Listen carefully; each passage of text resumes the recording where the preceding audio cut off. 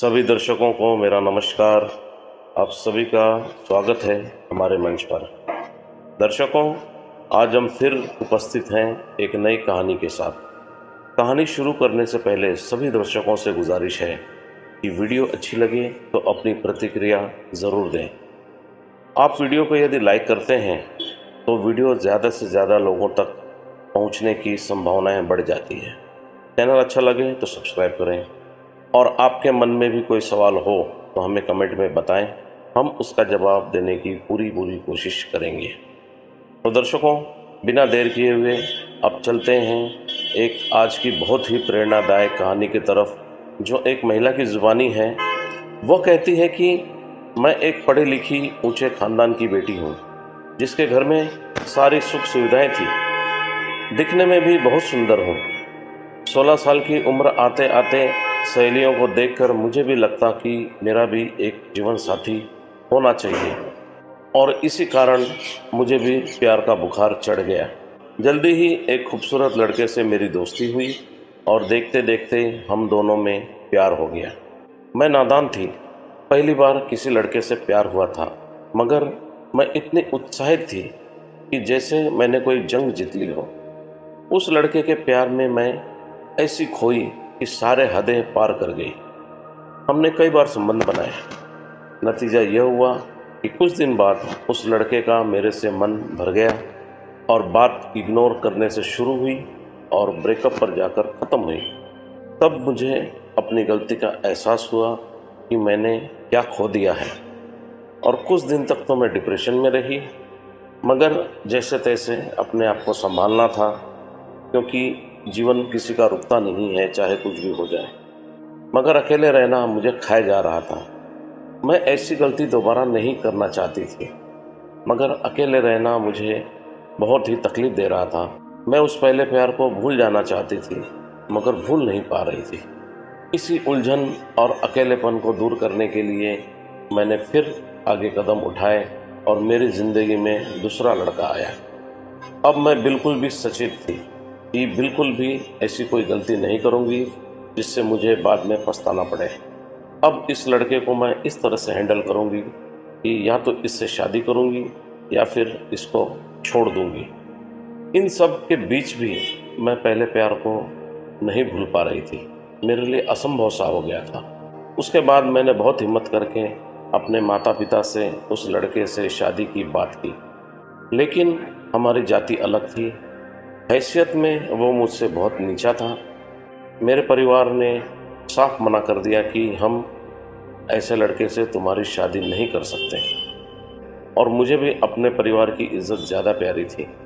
तो मेरा दूसरा प्यार मेरे परिवार की भेंट चढ़ गया। मुझे उससे ब्रेकअप करना पड़ा, क्योंकि मुझे लगता था कि यदि मैंने कोई गलत कदम उठाया तो मेरे परिवार की इज्जत रास्ते पर आ जाएगी। इससे बेहतर है कि मैं ब्रेकअप ही कर लूँ। उसके बाद मेरे घर वालों ने मेरी शादी के लिए लड़के ढूंढना शुरू किया और उनकी तलाश जाकर एक जगह रुकी। मुझे भी लड़का ठीक ही लगा और हमारी शादी हो गई। शादी की पहली रात हर लड़की के लिए बहुत मायने रखती है। यही वो रात होती है जब एक सुहागन अपने पति को परखती है। पति पत्नी एक दूसरे को जानने की कोशिश करते हैं और अपने अपने तरीके से एक दूसरे पर अपना प्रभाव डालते हैं। हम दोनों का जैसे ही शरीर एक दूसरे की आगोश में आया, मुझे मेरा पहला प्यार याद आ गया, और जो मैंने उस लड़के के साथ महसूस किया था उससे मुझे बहुत कम लगा। मुझे ऐसा लगा जैसे वो वाली बात इसमें बिल्कुल नहीं है, और यहीं से मेरे जीवन में तूफान की शुरुआत हुई। मैं धीरे धीरे पति से नफरत करने लगी। एक तरफ नफरत और एक तरफ पुराने आशिक की याद थी। ऐसे ही कुछ साल बीत गए और मैं 2 बच्चों की माँ बन गई, लेकिन मेरी हवस की प्यास अभी भी बुझी नहीं थी। मैं अच्छे से जानती थी कि किसी और रिश्ते में पड़ना मुझे बर्बाद कर देगा, और अगले ही पल मुझे ऐसा लगता कि आशिक के बिना मैं कैसे रह पाऊंगी। और धीरे धीरे हम लोगों की अनबन शुरू हो गई। फिर वो दिन आया जिस दिन पति रात को 9 बजे ऑफिस से घर आया। मैंने आते ही उससे लड़ना शुरू कर दिया, क्योंकि वो मुझे पसंद नहीं था। और मैं अपने आशिक की कमी महसूस कर रही थी। पति ने कहा, मुझे खाना दे दो, मुझे बहुत ज़ोरों से भूख लगी है। मैं बोली, खुद जाकर खा लो, मुझे नींद आ रही है। पति सुनता रहा और मैं पूरी रात उससे लड़ती रही। फिर सुबह हुई तो पति बोला, मुझे नाश्ता तो दो। मैं गुस्से में बोली, मैं तुमसे तंग आ गई हूँ, भगवान करे तुम मर जाओ और मुझे तुमसे छुटकारा मिल जाए। पति कुछ नहीं बोला और चुपचाप ऑफिस को चला गया। मैं स्कूल से बच्चों को लेकर जब घर आई तो देखा घर के बाहर बहुत बड़ी भीड़ लगी हुई है। करीब से जाकर देखा तो मेरे पति का शव पड़ा हुआ था। मेरे ऊपर जैसे कयामत आ गई। मन में सन्नाटा छा गया। लोग आपस में बातें कर रहे थे कि कार से उसका एक्सीडेंट हुआ है। मैं जोर जोर से चीखने और चिल्लाने लगी कि उठ जाओ, मैं तुमसे कभी नहीं लड़ूंगी, तुम पे कभी नहीं चिल्लाऊंगी। तुम्हें भूख लगी है ना, चलो मैं खाना खिला देती हूँ, बस तुम उठ जाओ। मगर वो कैसे उठता, उसे तो मेरी बद्दुआओं ने मार डाला था। पति के जाने के बाद मुझे दुनिया का रंग नजर आने लगा। रिश्ते बदलने लगे, अपने मुझसे मुंह मोड़ने लगे। दुनिया के लोग मुझे गंदी गंदी नज़रों से देखने लगे।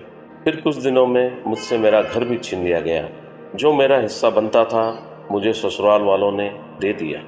पति के मरने के बाद मुझे एहसास हुआ कि पति जैसा भी हो, चाहे पसंद का हो या नापसंद का हो, पति औरत के सर का ताज होता है।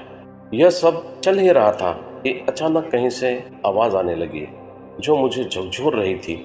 ठीक उसी समय मुझे लगा जैसे कोई मुझे प्यार से अपने बाहों में लेकर कह रहा हो कि उठो प्रिय, सुबह हो गई है। और मेरी आंख खुली तो देखा कि मैं सपना देख रही थी। मैं उस दिन अपने पति से लिपटकर बहुत रोई। मेरा पति पूछता रहा कि क्या बात है, कोई बुरा सपना देखा है क्या? लो पहले पानी पियो और शांत होकर मुझे बताओ। मैंने उससे कहा, हाँ, बहुत ही बुरा सपना देखा, लेकिन शायद यह सपना मेरे अच्छे के लिए था। उस दिन के बाद मैंने कभी भी अपने पति से लड़ाई नहीं की और ना ही कभी अपने पहले आशिक के बारे में सोचा। आज मैं, मेरा पति और मेरे बच्चे अपनी ज़िंदगी में बहुत खुश हैं।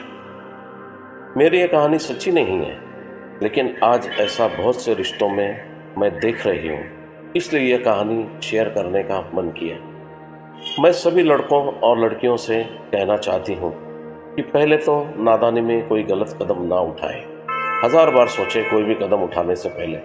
फिर भी गलती हो गई तो अपनी हद में रहकर रिश्ते में पड़ना चाहिए। माता पिता कभी बच्चे का बुरा नहीं चाहते, हम ही उन्हें बुरा समझ लेते हैं। पहले तो प्यार में पड़ना नहीं चाहिए, और अगर यदि प्यार में पड़ गए और उनसे आपकी शादी नहीं होती तो आपकी शादी जिससे हुई है उस पार्टनर को धोखा देकर आप कभी सुखी नहीं रह सकते।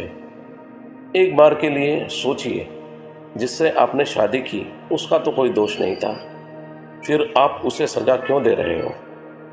ऐसा करके क्या ससुराल, मायका और अपने बच्चों के साथ अन्याय नहीं कर रहे हो? जिसने आपको धोखा दिया या जिसकी जाति देखकर आपके परिवार नहीं माने, या फिर आप में आगे बढ़कर निर्णय लेने की क्षमता नहीं थी, वो सब आपके अपने कैसे हो गए? और जो इंसान आपकी खुशी के लिए अपना सर्वस्व न्यौछावर कर रहा है, वह दुश्मन कैसे बन गया? ऐसी सोच रखने वाले शादीशुदा लोग इस बात पर गहराई से विचार करें। तो दर्शकों, ये कहानी और वीडियो आपको कैसी लगी? अगर अच्छी लगी हो तो हमें कमेंट में ज़रूर बताएं और इसे लाइक करना बिल्कुल ना भूलें। आपके लाइक करने से ये कहानी ज़्यादा लोगों तक पहुंचती है। ऐसी ही और भी कहानियां सुनना चाहते हैं तो हमारे चैनल को सब्सक्राइब करें और बेल आइकन दबाना बिल्कुल ना भूलें, ताकि आने वाली वीडियो की नोटिफिकेशन आपको सही समय पर मिल सके।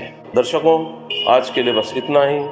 मिलते हैं अगली वीडियो में नई कहानी के साथ, नए जागरूकता अभियान के साथ, और तब तक के लिए आप सभी का बहुत बहुत धन्यवाद।